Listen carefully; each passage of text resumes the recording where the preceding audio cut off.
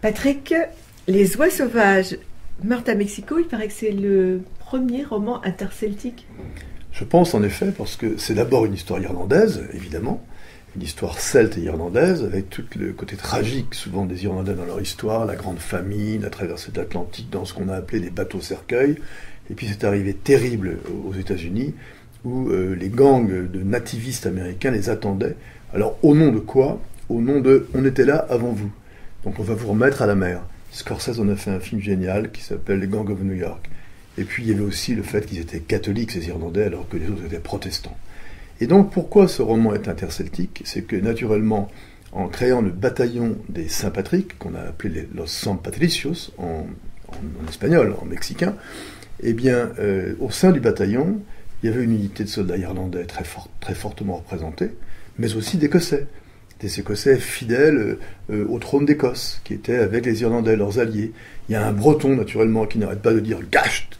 quand ça va pas. Il est de Bretagne Sud? Il est de Bretagne, d'origine bretonne, mais sa famille s'est installée en Acadie, ce qui permet de mettre un petit coup également par rapport à l'Acadie, aux Acadiens et à leur tragédie aussi. Donc ce roman est interceltique pour toutes ces raisons.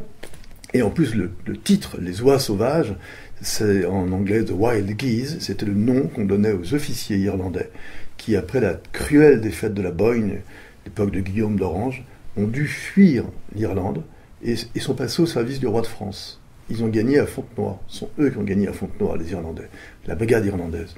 Et pourquoi les oies sauvages? Ils s'appelaient ainsi parce que les oies sauvages sont censées revenir au nid.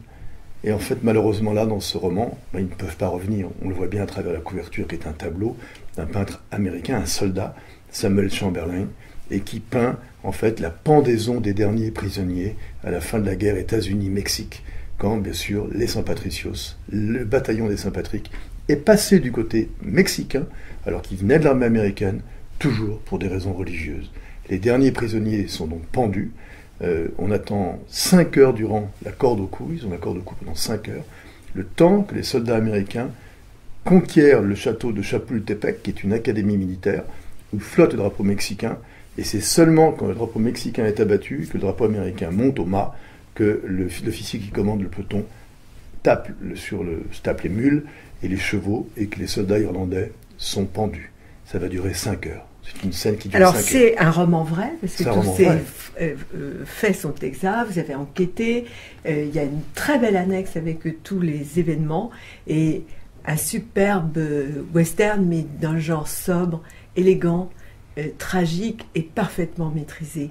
Alors partez vite avec Les oies sauvages, et vous ne mourrez pas, vous vivrez.